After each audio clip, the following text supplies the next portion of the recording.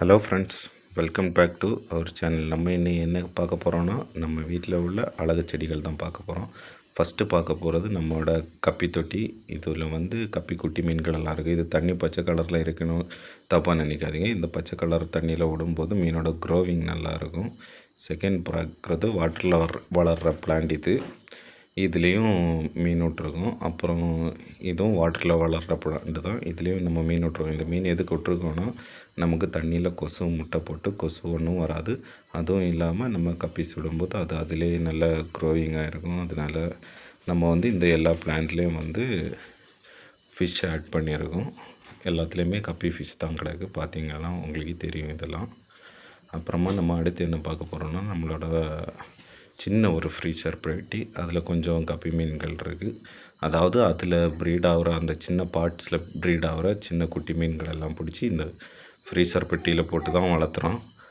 Freezer பெட்டியில் தான் போட்டு வளர்த்துறோம். அதனால தான் இதில் அதோட குட்டிங்க தான் இப்போ எல்லாமே இருக்குது. இந்த கல் எதுக்குன்னு கேட்டிங்கன்னா, சின்ன குட்டிகளும் பெரிய மீன்களும் கொஞ்சம் வளர்ந்த மீன்களும் கிடக்கும். அப்போ சின்ன குட்டிகள் ஹைட் ஆகுது. இது ஹைட் ஸ்பாட்டாக இருக்கும். அதனால் பெரிய மீன்கள் சின்ன குட்டிகளை சாப்பிட்ற பாசிபிலிட்டி கொஞ்சம் கம்மியாக இருக்கும். எல்லாமே ஓரளவு அழகாக இருக்கும். அதோடு நம்ம வீட்டில் வளர்த்துற அழகு செடிகள் எல்லாம் இப்போது உங்களுக்கு காட்ட போகிறோம்.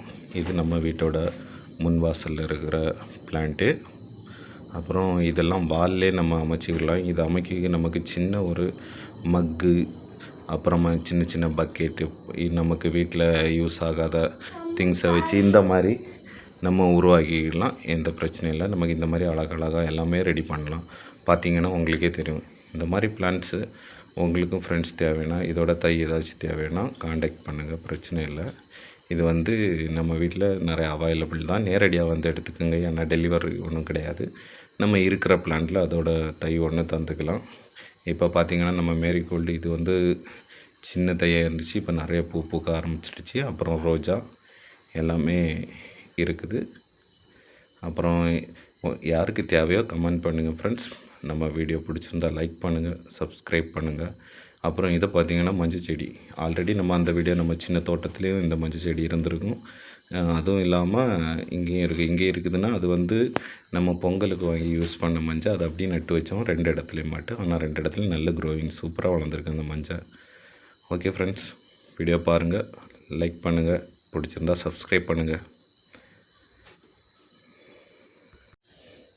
அப்புறம் நம்ம என்ன பார்க்க போகிறோம்னா, நம்ம சின்ன சின்ன அடுத்த லிட்டில் பாட்டு தான் இது எல்லாமே. இதில் பார்த்திங்கன்னா முல்லை செடி இருக்குது. நம்ம ஃபிஷ் டேங்க் வச்சுருந்த அந்த லில்லி பாட்டு இருக்குது. அப்புறம் ரோஜா இருக்குது.